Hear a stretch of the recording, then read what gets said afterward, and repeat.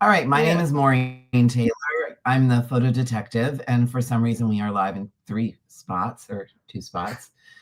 Um, and my whole reason for living is working with family photographs and researching them and helping people understand the whole world of their family photos, which you would think, how controversial could that be, or how misunderstood could that be? I can tell you, it's a big topic. A lot of people have photo questions, and my guest today is Denyse Allen. Denyse, I'll let you introduce yourself. Hi, everybody. My name's Denise Allen, and I also have a YouTube channel here. You might find me. I talk a lot these days about using AI for genealogy research as well as family history writing. So I offer a lot of those tips. And I got into AI, one, because I have a computer science background. Did a lot of online learning things back when the internet was first invented. Shout out to all my people out there that remember the 90s. And when AI came, I was like, oh, this might be a way to actually get everything done that I want to do. Like, there's just so much to do with research and writing to really do it well, for all our family lines. And I was like, wow, this is a way that these tools are a way that I can get it done. And it's just improved considerably. So I'm sharing everything that I'm finding out about AI as fast as I can with folks. So, Yeah, both on Substack and my YouTube channel. So, right, and me as well. I mean, AI came out. It just seemed like, wow, what can we do with this? It's just this amazing tool. And you and I started talking on Substack, and then we started having these regular conversations. And then Nano Banana came out, and I was like, that's a game changer. And And so we thought we would like to have a conversation, if we can have a conversation, if people are going to show up, because the links are just a mess. I don't know what StreamYard has done, but I think I will find another way of using this. Can you? Oh, yeah, we're getting some junk comments, of course. But we each, feel quite strongly about the use of AI as a tool, as a genealogy tool, for my perspective in the photo world, as a something that somebody can use very quickly to gain a better understanding of what's happening in a photograph. And it doesn't take an advanced degree. It just takes some basic prompts, some basic instructions, and a little bit of um, tutoring in trying to figure out how to use it. Uh, right, Denyse? yeah, yeah. I mean, I think that's the glory of it is the ability to do things that required advanced degrees or advanced skills or advanced training now has been democratized. And I'm a big fan of democracy, of leveling the playing field. And as long as you have good taste and a sense of direction of where you're headed, what you have a clear goal, I think AI is a great tool. It's definitely not a tool that you want to be bossed around by it. There are people, unfortunately, that use it as a well, basically, they put AI in charge of their life. And we're seeing these cases come out more and more in the media. And I think we're going to see it even more in 2026. But let's get back to our discussion because we want to talk about, should I, you, the person watching this, Restore. restore your family photographs with AI. And Maureen and I thought we'd start with a very basic question, to first principles of, like, what is a photograph? What is a historical photograph? What are we actually restoring here? And Maureen's the expert in this. Right. So just before we had everything go haywire, we were talking about what was a photograph, or what is a photograph. And I want to add on to that with, there's a lot of fuss being made about these AI tools. I've been in the photo space for a really long time, before digital imaging.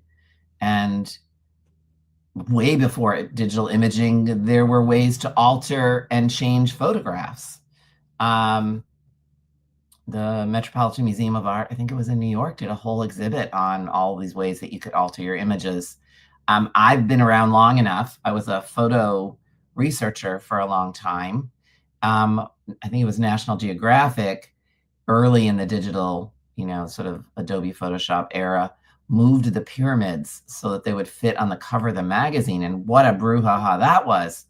Or, think about colorizing movies. I mean, do you like a colorized movie or do you not like a colorized movie? Well, you have a choice. You have a choice. And a lot of the photographs that we look at have been altered in the news. Even before the digital era, they were altered, or they were constructed views of history. Timothy O'Sullivan dragged bodies on the battlefields to take a certain type of photograph to tell his story of the death on the battlefield. So what we're doing today with AI is sort of an extension of that. So I ask, what's the fuss? Like, we have to learn. It's not going away. And you have, as you and I discussed, Denyse, there's a choice here. Use it or not use it. I mean, I'm in favor of using it with, I don't know, I guess I called it earlier, bumper guards. Like, don't jump in and start. I don't like the image creation stuff. But when you're editing or enhancing an image, why not try the tools and see what they do? Maybe you don't have to use them, but maybe it'll show you something you didn't already know. And Denyse, what do you think? Yeah, I think your point about when we talk about photographs, and there's a point of view that photographs are the absolute truth and some sort of infallible evidence of something. And my point of view with a photograph is it's a perspective of a specific point in time. Like, it's just someone's opinion, basically, of something. So, for instance, all of us go out for family photographs, portrait photographs. We did this with our children or our parents or our extended family. And when we do that, we get dressed up. We all stand extra tall. It's a posed photograph, and that's not the way we look normally. It's not the way we normally act. It's so these photographs that we're dealing with, when we talk about restoring them, they're just these moments in our ancestors' life, and they're not the truth of their whole existence at all. So we can't treat it like, this is the way they always looked, or this is the way they always, sat, or everything about them. So it's certainly, it's something about them, but it's not everything about them, and we don't want to ruin it. I mean, when we talk about restoration, which is our next topic, we're not restoring originals. We're restoring the digital copies when we talk about restoring with AI, right? Right. Yeah, right. Right. So, and we know with digital, you can have multiple digital copies of things. So you don't restore the only digital copy that you have, and which maybe you might have done with Adobe Photoshop back in the day or something. You're restoring a copy of this photograph. So what does it mean to restore? What do we do? What does it mean restore? Like, right. And I have one comment on what you just said about portraits. So when I work with clients on photo identification and photo analysis, often someone will say, is this their real clothes? Is this their real life? Is this really them? Because the difference is how they've posed and how they've dressed and all of that is what we were just talking about. It's a way of, presenting themselves to the world. Is it real? Sort of. Did they borrow the clothes? Maybe. Is it secondhand clothes? Maybe. I mean, we don't know. We don't know. Yeah. No, we don't have the full background on all of the photographs in our collections, or even all the photographs we view every day, which are, millions. Right. So what were you saying was you had a Well, question? yeah. So the next question is, what does it mean to restore a photograph? So when we restore a photograph, like what happened? I can talk from the technical end, but you tell me from the photography philosophical end, let's call it. What's the end point of restoration? Like, why do people do it? There's a lot of answers to that. So I had a client who really, this was before there were colorization, easy to use colorizations like we have today. And he really wanted some of his family photographs colorized. And so I sent him to a woman who does digital colorization, who then researched all the historical colors used in the photos and fixed the pictures for him. And he was happy with it. But what does it mean for us today to restore a photo? Do we just want that faded 19th century photo to be clearer, so that we can see stuff that's happening in it? Are we trying to add people in or take people out? That's common too. They're like, well, I don't want this person in this photograph. We got a divorce or we had an argument. And, the 19th century way of dealing with that, and I've seen it as a tintype with somebody has taken a sharp object and scratched over the face of the person they no longer want in the picture. And it leaves us all going, really wonder if I could find out the story behind that. And this is nothing new. This could be done with paintings as well. So the kinds of things we're doing with AI are sort of the same things, just with new tools that have been done right along. Right.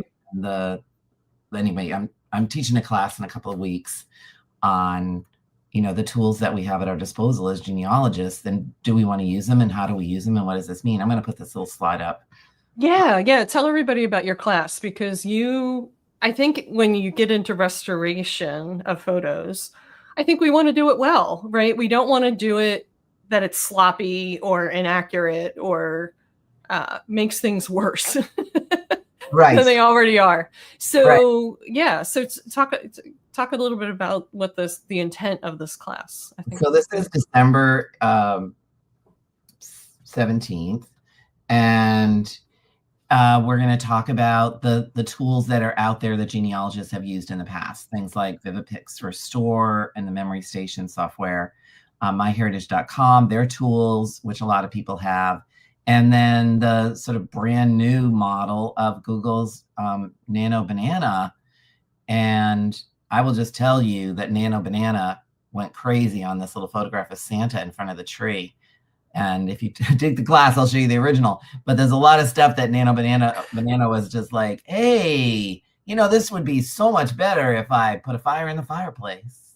A modern fire in a fireplace. And, it did stuff like that. So you have to know, this class will cover how to do it, what the pros and cons are, what the pluses and minuses of these tools are, and how to get the best that you can out of all of them. So let me just get that out of here. Yeah, and I think when it comes to restoration, so there is restoration where we're just trying to correct the flaws of the old photograph and enhance the clarity of it, like when you talk about goals, like I know, I'll share one for me personally, right? Like, so my dad has very few photos of his father that died when he was 10, right? And so we have a couple honestly blurry photographs from the 1950s. And it's like, so to be able to take something like Google Nano Banana and put the clarity there, I mean, he gets to see his dad again. It's like, right. Why would I not want to use the tool for that? Like, come on. Like, and people, so there's people that are like, no, absolutely not. Like, you can't use it for that. And I was like, I can use whatever I want, first of all, but it's kind of offensive, for people to say that. To me, I find it absolutely offensive.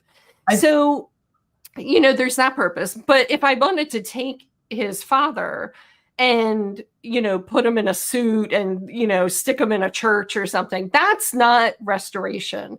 That's imagination. That's a different category of thing. That's a hallucination. yeah, that's an hallucination. So yeah, when we talk about restoration, we're literally trying to stick with as much integrity as possible to the original. So we're taking the original and just making it more itself, right? Without adding or subtracting anything. It's like when we do transcription of original documents and we type the words on the page. We're literally typing what's there. We're not adding extra words. We're not taking abbreviations and spelling them out, or taking words and then abbreviating them. We're typing exactly what's there. So I think that is the intent, at least as I see it, for restoration. And I am like with you 100% for restoration. I think everybody should be doing it to every photograph that they have, that they care about, because we do get to see them again. And it's incredibly exciting to do that. So most people, I think, just want, and I think that's Kathy Stone, want to just improve the look of their actual photographs, right? Like the one that I showed in the class was a really, really faded image. And I ran it through all the models, and obviously the Google model went the most extreme. But we have the tools at our disposal to not only sharpen images, and sometimes, I mean, you don't want to sharpen them to the point where they look like a doll, which can happen, right? It goes overboard. There's that fine line between what it looked like and the extreme. And then, fix the tonality of it and the contrast so you can see the details. But for me, colorization without alteration, without massive alteration and hallucination, gives you a chance to actually see some details that your eye can't see in the plain sepia toned photo. Interesting. That might make a difference. Now, am I going to go plaster those all over the web and blah, blah, blah, blah, blah? Not without, and I'm going to cover in the course how the best practices for this. Like, there are people, as we know, Denyse, who say, absolutely not. These photographs should not be touched. And what I was saying earlier on in this is not new. This type of thing isn't new. We just didn't know that it was happening. But now we have an opportunity to actually state that we've changed the original, which is great. But, obviously, we both agree on this. You have to keep the original. Don't change just the original, right? Yeah, I think it's important. Like, you don't toss the original. Like, oh, I got a good one now. Let me toss the original out. Yeah, you want to always keep both, because you just never know. I mean, the way things have been progressing over the past couple of years, there could even be a better photo enhancement tool that comes out, and you want to always be working with that original item as you do your photo enhancement. And the AI models are only going to get better. Yeah. They're going to get better. That's what the companies do. This is like the, what's version of Nano Banana is there right now? Is it 4? I think it's 4. I think 3. 3. It's so hard to keep up. Every week there's a new AI model from one of the frontier labs released, at least in the last few weeks, and it's been madness. But Google, Gemini, Nano Banana. So you need to have the paid subscription for Gemini, which is, I believe, $20 a month or $180 a year. And you can restore as many photographs as you want with that. I signed right up. Yeah. I was like, oh, God, another $20 a month. Take my money. I have photographs that are in terrible shape. They have pieces missing. And this is... Yeah. And this is the subscription. You don't need to be married to it. You subscribe as long as you want to restore photographs, or as long as you want to use AI. Or you ask for it for Christmas, or, know, And you watching this are probably one of those difficult people to get gifts for. I bet. right. So I bet you have everything. So your family can give you a subscription to Google Gemini, and you can be restoring family photographs for to your heart's content. Yeah, they're not limiting people as to how many they can do. So you could really go to town with this. So what happens when a photo is enhanced, restored, colorized with AI? Oh, the technical part. Yeah. Oh, yeah. So before Nano Banana, okay, so the previous, all the other models other than this one very silly named one called Nano Banana, but it sticks in your head, does it not? I mean, so, and just, you know, the inside, that was the inside name for this project while they were working at Google, and they just kept it. When they launched it, they just kept it. They fell in love with the name. You can use the little banana emoji when you talk about it. It's adorable. But so ignore what I'm going to say. I'm not talking about that model. I'm talking about every other model. So this is ChatGPT. This is Midjourney. You know, anything else that out there uses something called a way to do images called Stable Diffusion. And Stable Diffusion is basically like if you imagine, in this audience, maybe you remember the static TV, you know, the static on the TV. Okay. So Stable Diffusion starts with static. And then when you prompt it, it brings it into an image. It's like, okay, like it based on it, the model's knowledge of the photograph that you gave it and other ideas or thoughts or, you know, data that it has on people and clothing and places, it then constructs the image. So that is why if you restore a photo with ChatGPT or you generate something from scratch in Midjourney or you generate something from scratch in ChatGPT, it will sort of get your people right. People complain like the face is a little different, the ears move, the nose is bigger, smaller, the eyes are, you know, whatever. And because it's doing it based off the training data, you know, and kind of, you know, again, going from static into image. So what Nano Banana is doing is a little different. It's looking at your image. It's mapping every single pixel on that image. And, you know, a pixel like, you know, x-axis, y-axis, wait, no, y, X. I remember math from high school. Think of it as just like dot printing, right? Yeah, like dot printing. Like so it's mapping all those dots on the image and understanding what those are. It's got a comprehensive view. Then it's looking at your set of instructions of what you want to happen with each of those dots. Like so you're saying, you know, I want this to be restored. I mean, and it's more words than that to get a good prompt. But let's say you're saying, I want this restored. So it's going, all right, well, if I want this to look clearer, you know, I need there to be more dots and more, you know, between the dots. So it'll do that. It'll add in the right dots in the right place and the right tones to get you a restored image. So it's a different level there. And that's why it's more exact. You end up with people that have the same face that you started with Nano Banana, which is a big bonus, and the same clothes, which is even a bigger bonus. One of the funny things with ChatGPT is like you would get at least for me when I tried to restore images, it kept changing the clothes. Like it was like remember there's paper dolls where you could like take the clothes and tap it over. Like I was like, is it doing that? Like what's happening? You know? Yeah.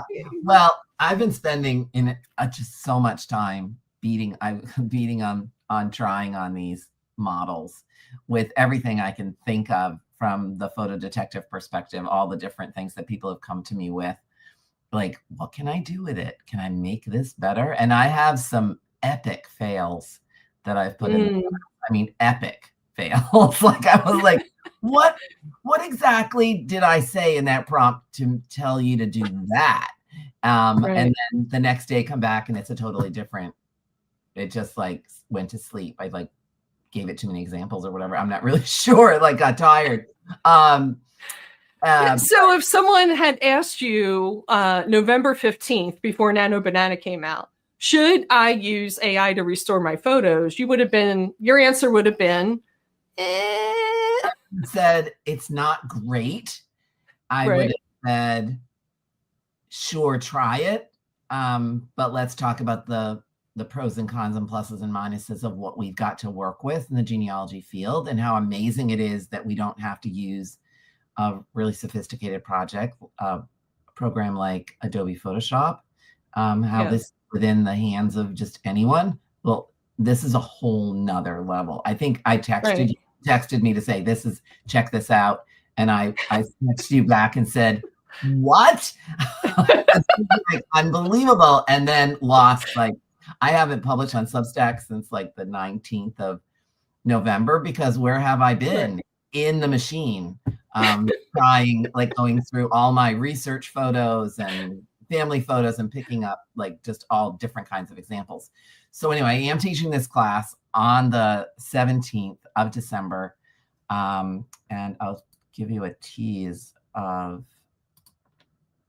this. Yeah, so Nano Banana's been out Here we 2.5 weeks. 2.5 weeks. Oh, what a great photo. So Nano Banana's been out 2.5 weeks, and Maureen has done the intensive study and put it through its paces and knows how to prompt it. So yeah, tell them what they get to do in this class. Yeah, I have prompts. I have shown you what each does, what each program does, what it doesn't do, what Nano Banana does, how to make it work for you, but also how to keep it real. Because I mean, this is an amazing restoration of this photograph, and I have some tricks, Denyse. I'm sure you do. See, this is the thing. Like, when you take a class with Maureen, she's the pro. Like, I did a post on how to restore your photos, and it was like 4 very basic prompts to like get more clarity, to colorize it, to, just pretty it up. But I definitely pointed people in the direction of Maureen, because she knows all the edge cases and all the difficult things and exactly the ins and outs and everything. So I know when I run into bumps, I'm going to be messaging her like, help. But yeah, I think, if you're new to photo restoration, it's perfect. You started at the perfect time. You're starting at the top level. You don't have to learn any new technology. You just need to know how to give clear directions to this computer program to have it do its thing. Yeah. It's not always right the first time. Yeah. So you have to play with it and then get so frustrated, just come back the next day and try it again, because it'll do something else. But in order to wrap this up, I think let's answer that question. Should I restore my family photographs with AI? I'm going to say, definitely, obviously take my class and then make your decision. But why wouldn't you use a tool that's out there that could enhance your family history? Because our photographs contain the clues that aren't always in documents. And if you can't see them, then you can't research them. You should put that on a t-shirt.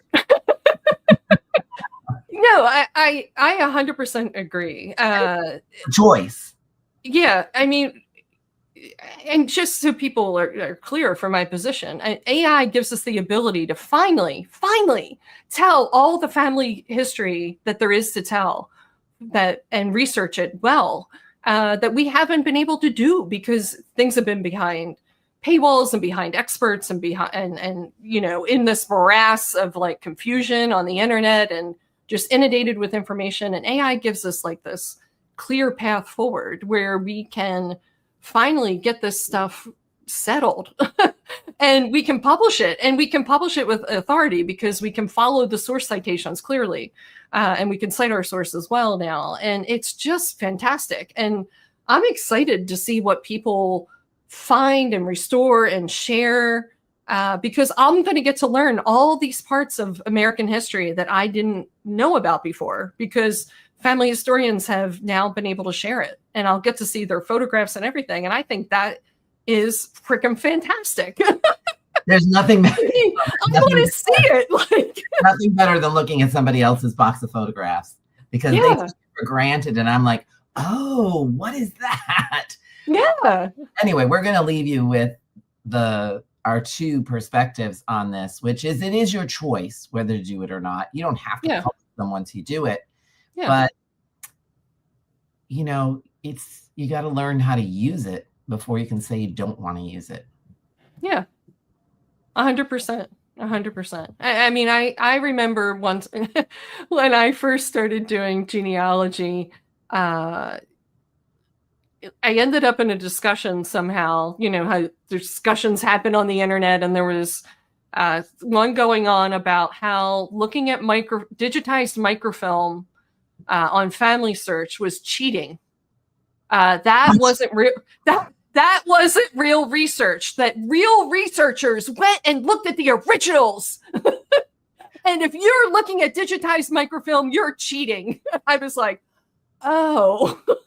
Well, not all of us can drive all around the country to go look at the original book. You know, I mean, I love doing it. I mean, I will go to a courthouse and look at dusty books all day, but I don't have that time or the ability to do that. So I use Family Search digitized microfilm a lot, and I don't feel like I'm cheating by doing that.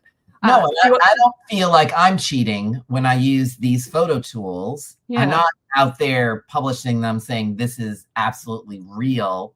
And I have techniques for recognizing AI in images. At least right now we can see it, or I can see it. And they're watermarking them. You know, there's a watermark on there that you can't get off. I mean, now, and there's stuff in the metadata, I'm assuming. You're the metadata expert. No, there's nothing in the metadata yet, but you can add it. So I'm going to cover all of this in the You're going to cover that. Yeah.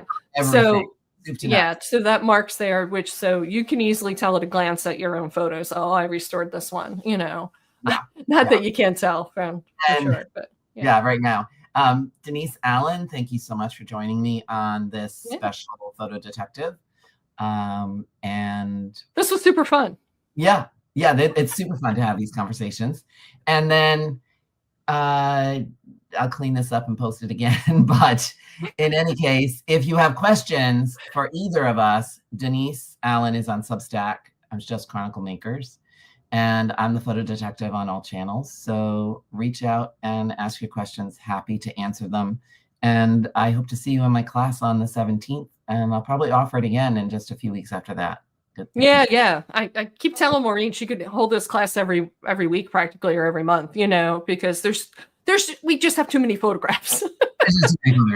And the tools keep changing. So, you know, when the next Nano banana comes out or whatever, like, this is your person you want to talk to for sure. It's all got to be redone again.